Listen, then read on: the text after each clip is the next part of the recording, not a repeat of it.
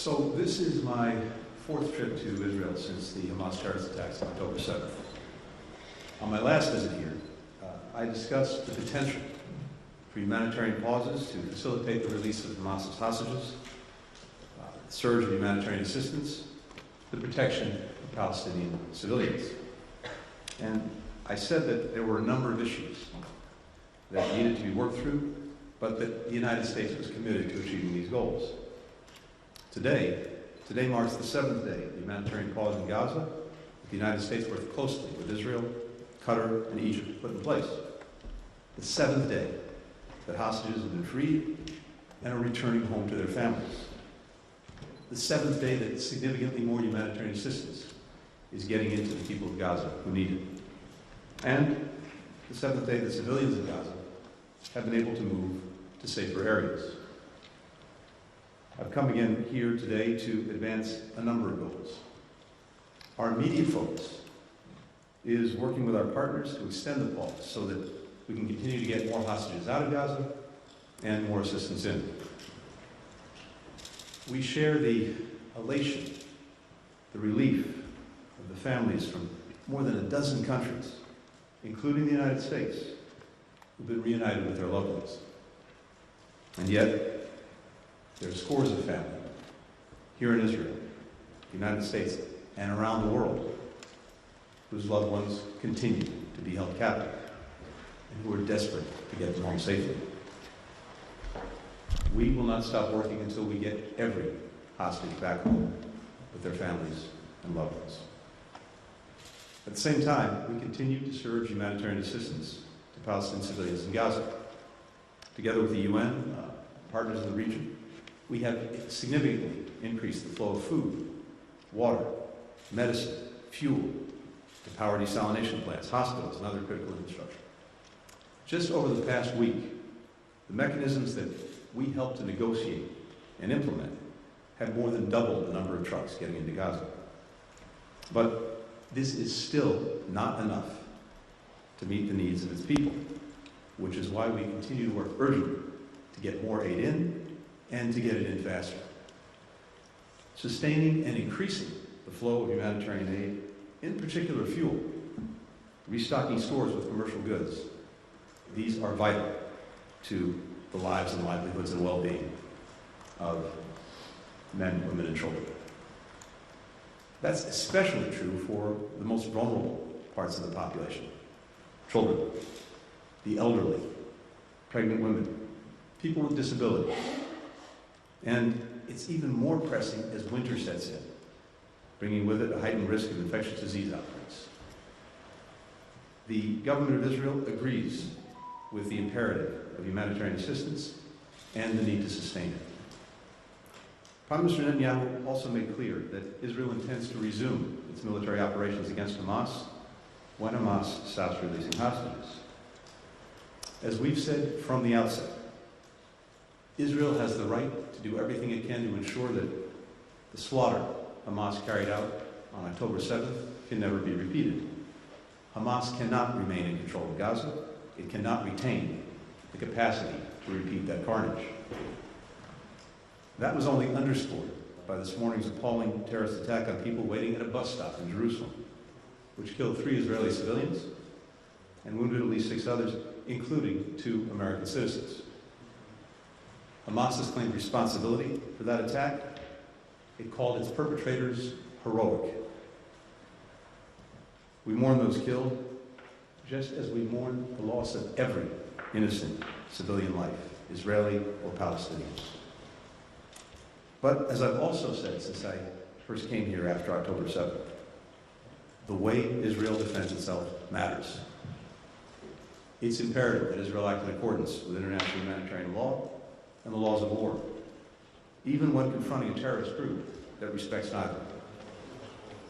In my meetings today with the Prime Minister and senior Israeli officials, I made clear that before Israel resumes major military operations, it must put in place humanitarian civilian protection plans that minimize further casualties of innocent Palestinians.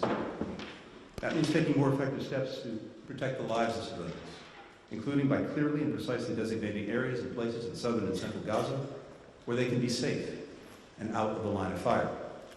It means avoiding further significant displacement of civilians inside of Gaza.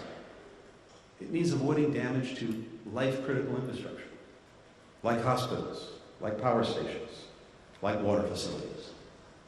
And it means giving civilians who have been displaced to southern Gaza the choice to return to the north as soon as conditions permit. There must be no enduring internal displacement.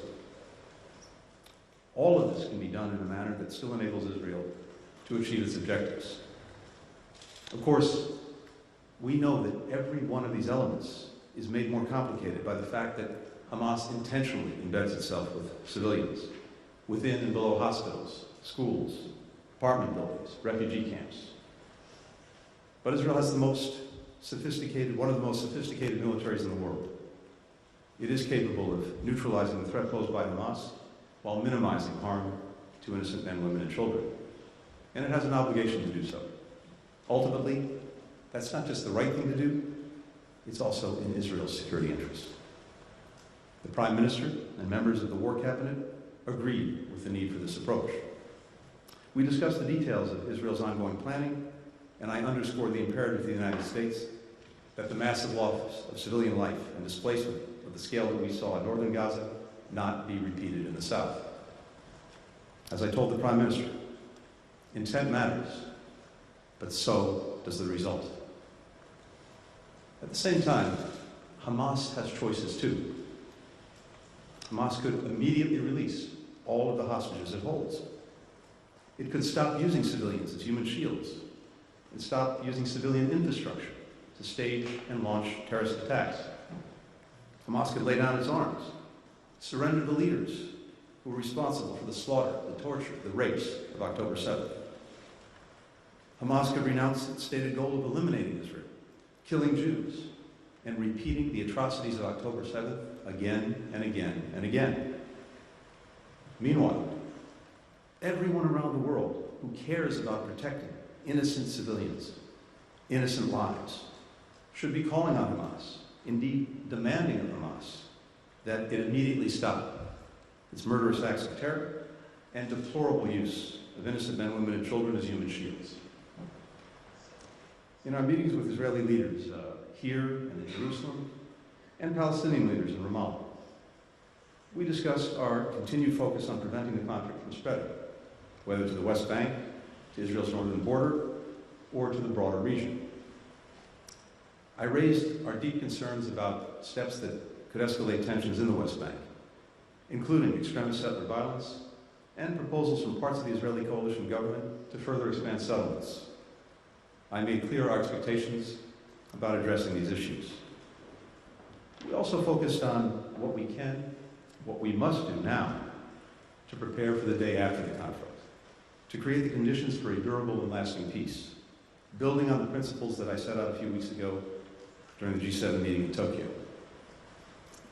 Breaking out of the cycle of violence, cycle of conflict, ensuring Israel's enduring security, demands improving the lives of Palestinians in Gaza and the West Bank in immediate, tangible ways, and providing them with a credible path toward their legitimate aspiration for statehood. In our ongoing conversations with Israeli, Palestinian, and Arab leaders, we'll discuss practical steps to make real a just and lasting peace, and what each of us is prepared to do to help achieve it. We have no illusions this is going to be easy. We will surely have disagreements along the way, but if we're going to move forward on practical steps toward lasting peace, lasting security, we have to be willing to work through these disagreements, because the alternative, more terrorist attacks, more violence, more innocent suffering, is unacceptable. That's why the United States is here, and we're leading toward this goal. With that, happy to take some questions. The first question goes to Mara Kamut with Reuters. Hello, Mr. Secretary. You've just said the U.S. is urging Israel to ensure the protection of civilians before starting its operations in southern Gaza. I'm wondering, you talked about what you made clear to Prime Minister Netanyahu and the War Cabinet, but what concrete and specific assurances have you gotten from them, if any. Based on what you heard from them today, are you confident Israel will follow the international laws of war in southern Gaza when it resumes its military operations? My second question is, you and others in the administration have repeatedly said that the United States wants to see a revitalized Palestinian Authority to rule Gaza and the West Bank. Sir, could you tell us what exactly the U.S. vision is for a revitalized PA, and does it include a reshuffle in the leadership? Thank you. Thanks, Mark. So, as I said, we made clear the imperative that before any operations go forward in southern Gaza, that there be a clear plan in place that puts a premium on protecting civilians, as well as sustaining and building on the humanitarian assistance that's getting into Gaza. And the Israeli government agreed with that approach. There are concrete steps that it's not appropriate for me to detail here tonight that we know and we heard can ensure to the best of anyone's ability that happens. It's obviously challenging given the particular conditions that Israel has to deal with in getting to Hamas and making sure again that it can't represent the threat that it posed on October 7th. But again, Israel understands the imperative of protecting civilians, the imperative of humanitarian assistance, and will continue to work to ensure that that carries forward in practice. And again, as I said to the Prime Minister, to the War Cabinet, intent is obviously where you start. It's vitally important, and I'm very confident in the intent, but results, of course, are fundamentally what matters. With regard to the Palestinian Authority, we've said, and indeed I had an opportunity to discuss today with President Abbas, the need for reform, the need to revitalize, to revamp the Palestinian Authority so that it can most effectively meet the aspirations of the Palestinian people and deliver for them. There are a number of things that go into that, including, for example, reform so that it more effectively combats corruption, that it engages and empowers civil society, that it supports free press and open media, and a number of other things. Leadership choices, these are of course up to the Palestinian people and Palestinians themselves. But there are a number of things that we think would be critical to making sure that, again, the Palestinian Authority can be effective in helping to advance the aspirations and the needs of its people. For the next question, Tal Shalev with Walla. Secretary Blinken, reportedly there are disagreements between you and the Israeli government about the way forward regarding the timetable. Is there a time limit from the U.S. point of view on the operation, on the continuation of the operation in Gaza? And another question, there are about 140 hostages still left in Gaza. Many of them are reportedly severely injured, and yet the Red Cross hasn't yet visited them. Can you clarify if this was indeed included in the agreement, and if it was, why isn't it being implemented, and why is Israel pressured to continue to expand the humanitarian assistance to Gaza while the Hamas does not let humanitarian access to our hostages? Thank you. First part of the question. We support, continue to support, will continue to support Israel's efforts to do everything possible to ensure that Hamas cannot repeat the horrors of October 7th. And that means, among other things, that Hamas cannot remain responsible for governance in Gaza, and it cannot retain the capacity to repeat those attacks. How Israel does it, those are decisions for Israel to make. But as I've said, we also believe it's very important that in engaging in that effort, the way it does matters makes a big difference. And as we've just discussed, the imperative of putting a premium on protecting civilians and ensuring humanitarian assistance flows into Gaza is something that is vital to us and something that the Israeli government agrees with. On the hostages, I'm not going to get into any negotiations or any agreements, but clearly it would be very beneficial and important for the Red Cross to have access to hostages, to be able to check on their well-being and condition. Having said that, of course, none of that should be necessary because there shouldn't be any hostages in the first place. That horrific part of what Hamas did on October 7th is something that we are dealing with now every single day. The positive development is, as I said, we're now completing the 7th day where hostages have been returned to their families. And that's a very positive and powerful thing. It's something that we want to see continue. And Hamas should release everyone right now.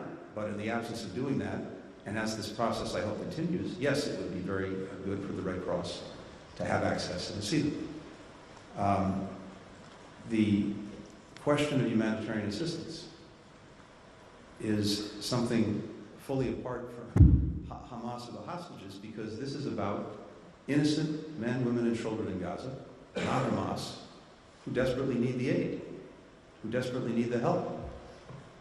Conditions in Gaza are very, very, very difficult and severe.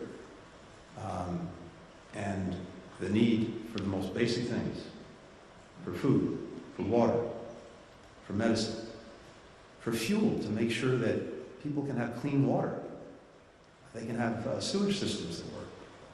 That's absolutely essential and imperative. And as I said earlier, particularly as we head into winter, we're already seeing potential for disease outbreaks because, for example, of a lack of potable drinking water. So this is an imperative. It's an imperative because it's the right thing to do. It's an imperative because it's the necessary thing to do. And again, I come away convinced from my discussions with the Israeli government that they fully not only understand that, but believe that and will act on it. Vivian Salama with the Wall Street Journal.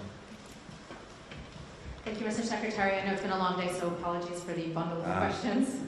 Hamas is believed to have released the vast number of women and children that were in its captivity. So what assurances, if any, do you have that Hamas might be open to releasing male hostages?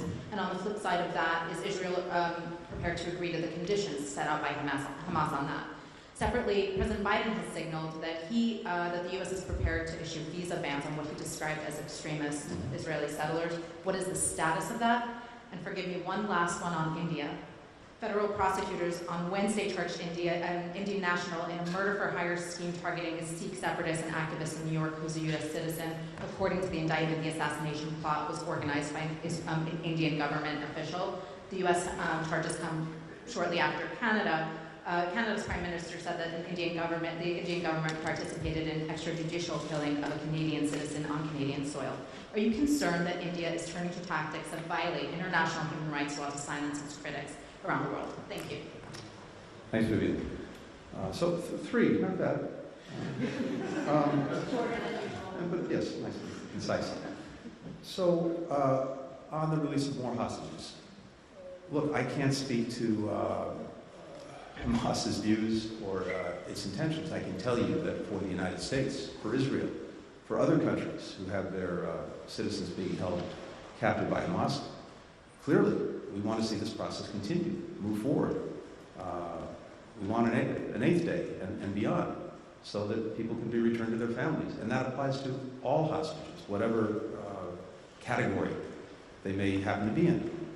But it's also up to Hamas. And again, I can't speak to their intentions.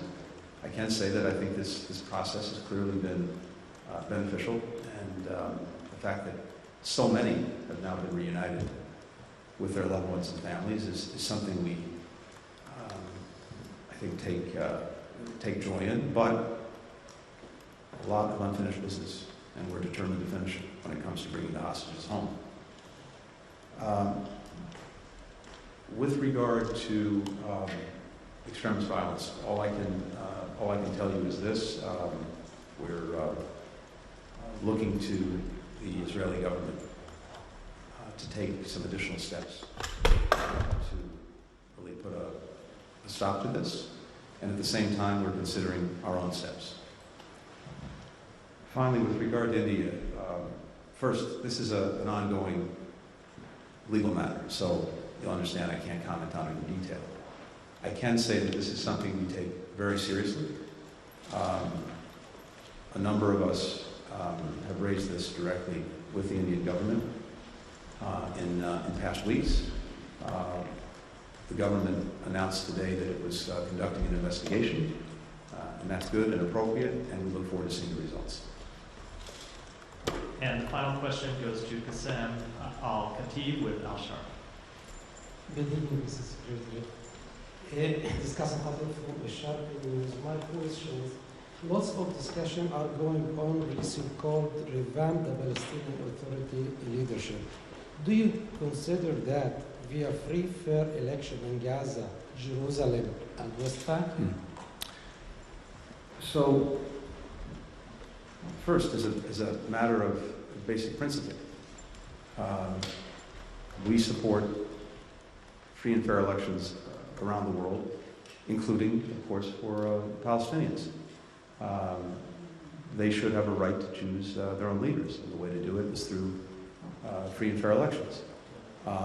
But that has to be a process, and it's something that we need to be talking about as we move from the conflict to, as we've been calling it, the day after, looking at what needs to happen in Gaza, as well as the West Bank, but starting in Gaza, particularly with regard to things like governance, like security, like rebuilding. And part of that discussion needs to be about elections. But again, it's a process, and it's something that work needs to go into in the time ahead. Include East Jerusalem also? I'm sorry, I couldn't hear you. Include East Jerusalem also? So again, we're focused right now on Gaza and what we need to see happen in Gaza to make sure that there is governance that is different from what it has right now, which is Hamas, that it has security, that it has rebuilding. All of those things are what we're focused on and need to be focused on. And as part of that discussion, we'll obviously look at the question of elections and when and how Palestinians are able to choose their leaders. Thank you. Thank you. Thanks, everyone. Have a good evening.